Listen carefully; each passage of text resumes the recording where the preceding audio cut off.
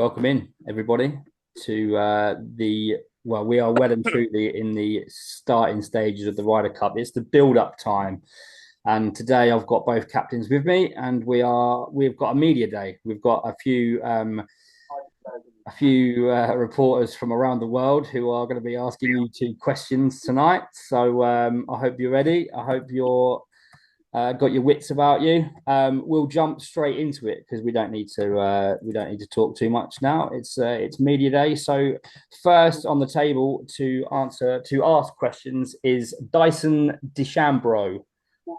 Hey guys, pleasure to be here. This is Dyson DeChambro from ESPN Golf. Jason, first question to you. How did you feel, man, when you got the call to be the captain of the Reds this year?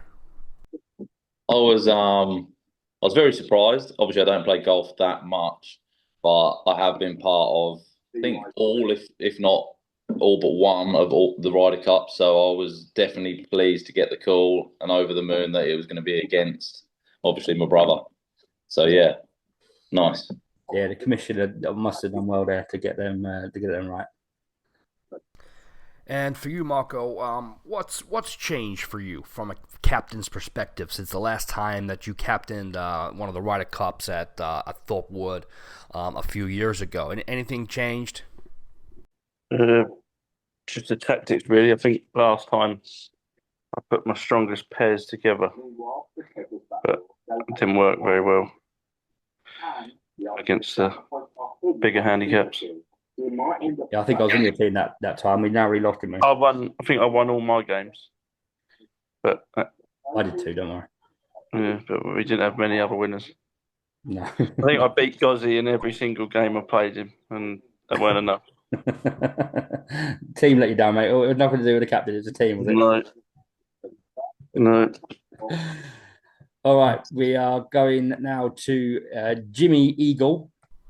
Hello, chaps. Jimmy Eagle here from the Yorkshire Gazette. Jason, we saw during draft that you had some extensive notes with shortlisted players. What was the process behind that, and were there any outstanding factors for choosing your players this year? Um, I studied the SLAGS leaderboard and previous year's results because it's all about the pressure on the big day, and those players that can come home with some points obviously go a long way. So it's really about, there's definitely some decent golfers out there. Sometimes the pressure gets to them. So I didn't necessarily want those in the team. But looking at the team I ended up with, I was very happy. There's some strong players there that tend to get points. So yeah, that was my thought process behind it, really. Thanks for that, Jace. Over to you, Marco. I've got two-parter for you, mate. First part, you had a different approach for draft with no notes per se. Was that due to you knowing SLAGS members? I think to say a bit better than what Jason does. Just I had the top of my head the main. You're never going to get everyone you want because of the nature of the draft, how it works with the snake and that. But so obviously, then that helped with your draft process. Was there players that you knew before the draft that you just had to get? yeah, that's what I mean. But like naturally, obviously, there was a lot more that I would have taken early. But just the nature of it, you can't get all the ones you want, can you? Two, obviously. Okay, the next question, please. Birdie Papa. Hello, guys. This is Birdie Papa from the Durban Chronicles. Marco, got a question for you first, please, bro. We saw in the draft that you were pretty upset that Jason drafted Liam Eady as he was seemingly your next pick. Why was you disappointed with that? And was there any other players that you wanted to have on your team but was sniped by Jason earlier? Well, the 2K, we had a special night out there, me and Fezzer. And he's all set for another one out in Norwich, but he's been well lulled in by the Reds, so ain't going to happen this time, unfortunately. Hello, Jason. Quick question for you as well, Brew, please. If you could have any of the Blue players now, who would you pick? Oh, blimey. Not thought a lot about their team since the draft. I've sort of disregarded their team with respect. Off the top of my head, and think how well he played at the weekend. Josh Greenlee would have been a nice asset to have, and same thing for Ollie Brown. Actually, he's a good big hitter. He would have been nice to have in the team. So those pair friendly, but you can't, as Mike said, you can't get everybody that you necessarily like on draft day due to the nature of it. But I'm still happy with the team I've got. So yeah, I'm not going to think much more about that one. So then, Jace, that leads me on nicely to ask you then, what players are you dropping from your current team to allow for those blue players? Oh, blimey. This is going to upset There's a conservative answer here, Jace. Just let you know. Yeah, there is, and it is the fact that I am so happy with my team that I wouldn't drop anybody. I think that's the right answer. Shit. I've got 12 players here. I mean, I can't drop myself. That'd go against the rules. So I'll definitely keep all of my 12. That's fine. Okay, we're going over to a European reporter now. Holden Eins. Yes, Holden Eins. Holden what? Oh, hi guys, this is Holden Eins from Eurosport. I have a question for Jason. First, please. Jason, we have unfortunately seen players drop out, the original players that were drafted, drop out from both teams, with Beans and Cy Winters both having to pull out. Are you happy with your replacement in Sam Sherwood? And what are your thoughts with Blues swapping Cy Winters for Chris Rodwell, please? I was a bit gutted to lose Bino. I saw him as a bit of a vice captain with me. We had a lot of conversation regards the teams and the pairings leading up. So yeah, he's obviously got other plans now. But equally, I was very devastated when the team sheet came out and Sam Shell's name wasn't on it originally. So I'm happy now that I've managed to secure him in place of Bino. Obviously, a lot shorter handicap than Beans, but definitely a steady player and obviously very enjoyable to be around. Good lad. And I think, yes, the same question to Marcus, please. Do you share the opinion of Jason, or have you got other feelings here? Yeah, I mean, he gets around the golf course pretty well, so he knows how to get the ball round, so a bit of a loss, but Rodwell knows I can get a strong pairing with Rodwell, and if he listens, he's fucking brilliant on his day. So. And what about Sam Sherwood replacing Beans for the Reds? Any opinion on that? Yeah, I'd have had Sam on my team. He's got skills there, and it is what it is. But hopefully, he has one of his bad days against us. There's plenty of them as well as there is for me. So.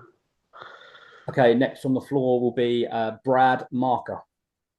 All right, fellas, this is Brad Marker here from the London Press Sports Division. Jace, got a question for you first, pal. Have you sorted the pairings out ready for the 3rd of October yet? Are we going to possibly see last year's two captains, Lee and Sam Sherwood, playing together? Is that something that's on the cards, maybe? I'm not going to give too much stuff away just yet, but I've drafted out several different options here. Some were written in the stars for me from the draft day. They look like they were dead set on paper from the off. Obviously, I've got all yours written down already. With Bino dropping out and Sam coming in, made me sort of maybe think about a couple of changes here and there. But yeah, I'm not going to give too much away for now. But yeah, I'm happy with what I've got written in front of me. All right, thanks, Geese. Marco, a question for you, pal. Could this be an opportunity for you to pair the two monster hitters in Ollie Brown and Pete Ellis together, or will you play it more conservatively, pairing one of those with the not so bigger hitters in your team, such as Baz Grimwood or Cy Farrow? No.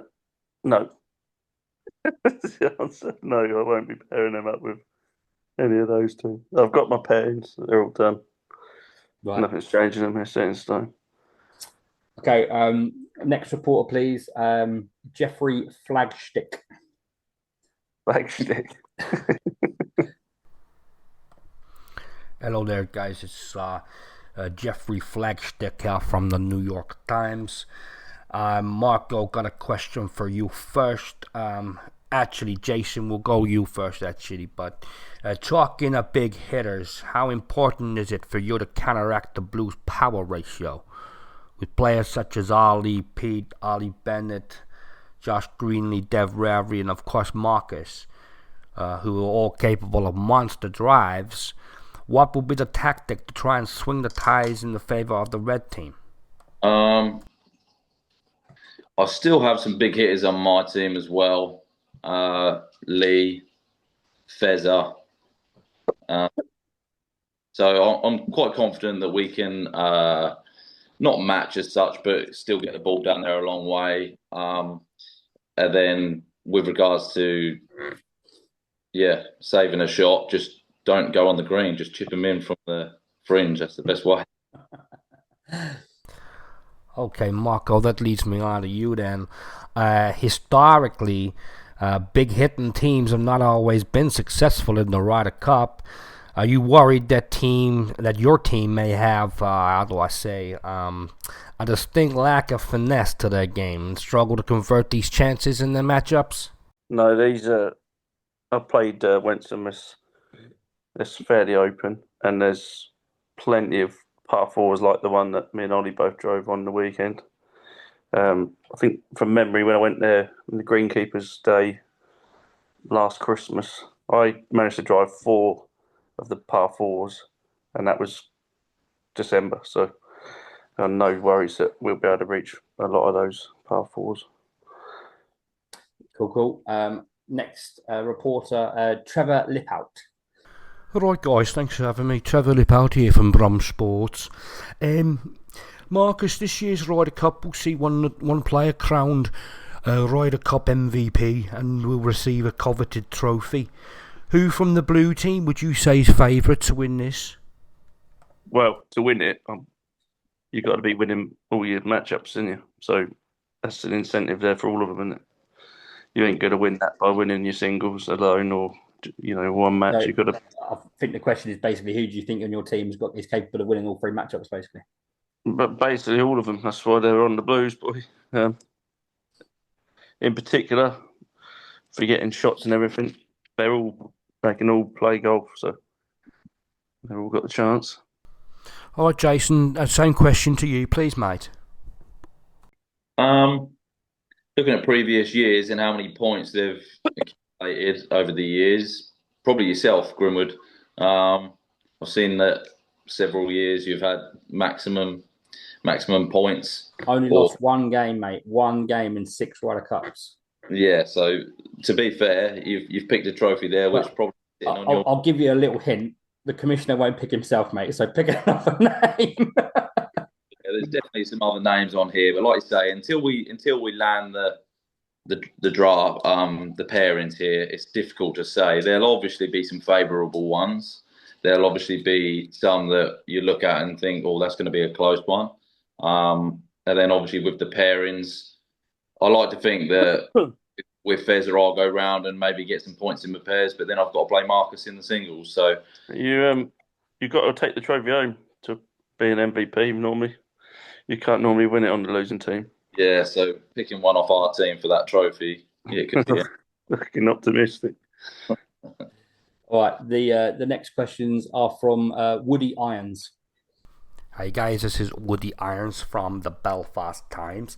Jace, I've got a question for you first, please. You have quite a few players in your camp that have played these courses before. Is that a big advantage for you to have the knowledge amongst the group that is no doubt being discussed in the WhatsApp groups right now? There's been brief discussion. I mean, there's nothing like turning up to a course and knowing it. I've turned up to several courses. You know me, I don't play golf that often. It's very, very often the first time I've ever laid foot on the ground there.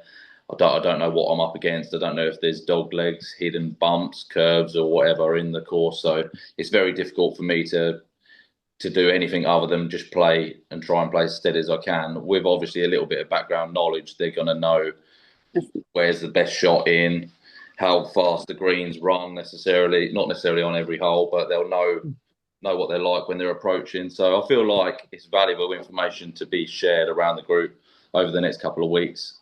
Hopefully give us a bit of a head start. Better bring your wellies, boys. It'll be knee deep in clutch. Marco, a question for you, please. Looking at the current SLAGS leaderboard, only 2 of your players make the top 5 so far. Are you worried maybe that your team is currently falling short of expectations this year? Could this be the difference at Wensum Valley? I haven't paid too much attention to the leaderboard, mate. It goes out the window, I think. It's a separate event, isn't it? Right, fair enough. I think there's another question for Jason. And sorry, just one more question for Jason. The top 2 in the leaderboard, talking about that, Rob Grimwood and Benji Francis, they're Reds. Liam Ely also finds himself in the top 5. And after that excellent performance with yourself at Girton in the last round, would it be fair to say the Reds are definitely the informed team heading into this? Yeah, definitely. Like you say, referring back to that leaderboard over the season, they look like they've been playing the better golf. On their day, if anyone can hold their nerve on the day and get round steadily, there's definitely a lot of points to be had for our team here. Yeah, I feel like they're in form. I'm hoping they go well, as steady as they have been. Get some points in the tally. Okay, next question from Danny Divot, please. Danny Divot here from Liverpool Echo. Jace, SLAG's commissioner, was quite vocal after Girton with the performance of Cal Ely, using harsh words such as embarrassing, shocking and abysmal in a recent interview. Does it worry you that if Cal brings his driver, he should probably bring his scuba gear for the water at Wensum Valley? I did half hear a few catty comments about Cal's no comment. Drive. Pardon? I said no comment from me. No comment from me. Yeah, so I'm sure he can turn it on the day. Sometimes some early mistakes can really get in your head, and I feel like that might have happened to Cal a couple of weeks last weekend. If he can get his driver away and start swinging it correctly, I'm sure he'll be just fine. Talking of Gaydon, Marco, have you managed to calm down yet? I heard that you've been going off on one last week. Right, that's enough of that. Thank you very much. We don't need any questions like that. Can we move on to the next one, please? Thank you. Okay, the next question, please, from Greg Hazard. Right there, chaps. This is Greg Hazard from the Cornish Sport magazine. I've got a question for you first, Marco, if I may. If you're losing by a sizable margin after day 1, will you likely change up your pairings for day 2? No, I don't think so. No, they're set in stone, I think. So you're going to stick with the same pairings day 1 and day 2, are you? I'm not. Well, 90% of them I think will stay the same. Yeah. Because you do realise you can change them, like obviously overnight. Yeah. So I wasn't aware of that, but that's fine. We set that on. Yeah. So you'll be able to, like, obviously after the first round and before dinner, before we do the live draft for day 2, you will have chance to change it around. If things didn't work day 1, you can switch pairs out. Yeah. I think mine are 99% sure they'll be staying pretty much the same, but depending on obviously situations might change. But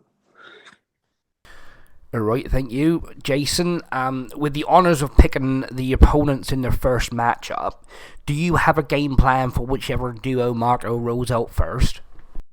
This is something that, I'll be honest, I haven't put a lot of thought into, and most of it will come off the cuff. I've spent a good bit of time thinking about my actual pairings, whereas it's not slipped my mind, but it's been only just recently, within the last day or so, that I've actually started to think, well, who would I pair them against necessarily? So I think it is literally going to be off the cuff. And I don't know. You can't really prepare because you don't know the pairings, do you? Yeah, it's all And going you to be can guess. calculated guesses, isn't You it? can you can preempt who you might be playing, but really, yeah, I don't. I'm just hoping that it all goes well for me when we actually do the pairings. Okay. I've got a little trick up my sleeve for you. We've got a little ace up. Okay, a couple more questions, please. Francois Bunker. Hello guys, this is Francois Banquer from L'Equipe Sport. Jason, a question for you first. How worried are you about the potential antics on the Friday night from players such as the Sherwood brothers and Liam Eady, possibly affecting performances on Saturday? You could probably throw myself in the mixer as well, to be fair with that one. a few drinks and a barrel of laughs with those fellas. Yeah, they could well change my game plan for the Saturday if they have too many beers on the Friday night. So You I think got we'll have to Carl just White and Matty Stanbridge as well. Stanbridge is not playing. Carl White though, he's yeah, a loose cannon. He can't even stand upright on a scooter.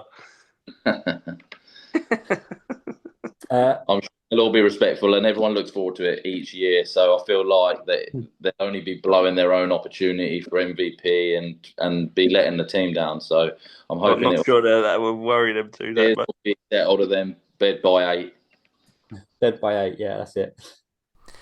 And the question for you, Marco. You have 4 newcomers in your team in Richard Gammon, Ollie Bennett, Pete Ellis, and Jamie Rose. How do you think that they would handle the pressure of working and being in such a high-octane, marquee event such as the SLAGS Ryder Cup? You got some Jamie Rose and that. He's solid. I'm not worried about him at all. Pete, again, I only played with him once on the course, but his scorecards, they speak for themselves. Don't need to be worrying about anything. Who was the other two? You mentioned, sorry, Ollie. It's a different pressure, though, isn't it? The Ryder Cup is it's a different animal. You've got to be. I don't know. It's just a different feeling. I think at the level they're at, mate, I think they're more than equipped for what they're going to come up against. So the other two, Ollie Bennett, he don't miss fairways. He gets it round. So he was brilliant on Sunday. I'll tell you that. We get a few putting lessons in him before we go and see if he can do any better with that. Hold a few more. All right, time for one more question, please. Let's go with Hank Snaphook. Hi guys, it's Hank Snaphook here from Kilts and Balls. Just one final question for you. Can you please give us both a prediction for the winning team and the final score, please? I can't see it being one-sided as it has been in recent years. I think it's going to be fairly close, if I'm honest. Scoreline, I'm not even. I think it's race to 13, I think. Yeah, 13-11. 14-10. I think that's a big fucking win, that, isn't it? I think, 13-11. 12.5. 11.5. Something close. Jace, what about you? I feel like there could be some swings in it, really. I feel like there's a lot to be had there on the first day, but there's obviously the majority still available on day 2. So I don't necessarily think it's going to be over. Similar to Marcus, I don't think it's going to be a whitewash either way. I think 14-10 would be the maximum way it would go, or inside there. But obviously, it's clearly going to be a red win this year. So very confident, but like I say, it's very difficult to pick up all the points. Excellent. That wraps up the questions. Thank you all to the reporters for their questions. Thank you both for joining us today for this broadcast. Viewers, the members, the players, you've got a lot to look forward to over the next couple of weeks. Obviously, this video is before the draft of the first matchups for the 4-balls. They will be made shortly. The video will be uploaded for that in a couple of days' time. So look forward to that. But yeah, thank you all for joining us. Thank you very much. And until next time, thank you. Thank you. Ciao, ciao.